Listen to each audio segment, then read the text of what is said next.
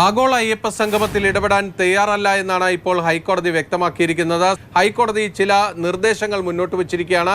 പ്രധാനപ്പെട്ട നിർദ്ദേശങ്ങൾ ഇവയാണ്. പമ്പയുടെയും ശബരിമലയുടെയും പവിത്രത നശിപ്പിക്കുന്ന ഒരു ഇടപെടലും ഉണ്ടാകാൻ പാടില്ല.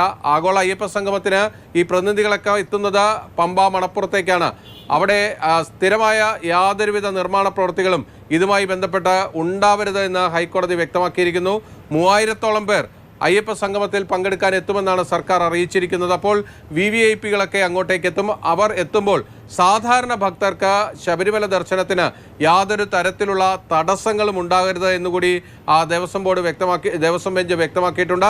അതോടൊപ്പം തന്നെ കോടതി സർക്കാരിൻ്റെയും ദേവസ്വം ബോർഡിൻ്റെയും ശ്രദ്ധയിൽപ്പെടുത്തിയിരിക്കുന്നത് സ്പോൺസർഷിപ്പായി വലിയൊരു തുക വരാനുള്ള സാധ്യതയുണ്ട്. സർക്കാർ അതിനുവേണ്ടി ശ്രമിക്കുന്നുണ്ട്. കണക്കുകളിലൊക്കെ തന്നെ ഒരു സുതാര്യത വേണം.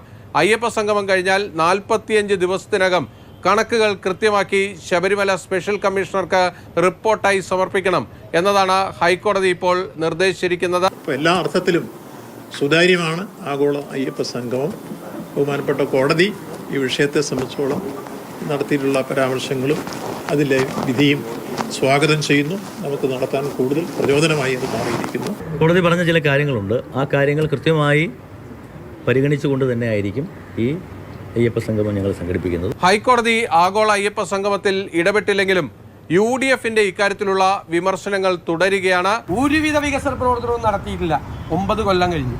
എന്നിട്ട് 10ാമത്തെ കൊല്ലത്ത് തെരഞ്ഞെടുപ്പിന്റെ സായാഹ്നത്തിൽ മാസ്റ്റർ പ്ലാനും വികസന പ്രവർത്തനം എന്ന് പറഞ്ഞ് ഇറങ്ങുന്നത് ആരെ കളിപ്പിക്കാനാണ്?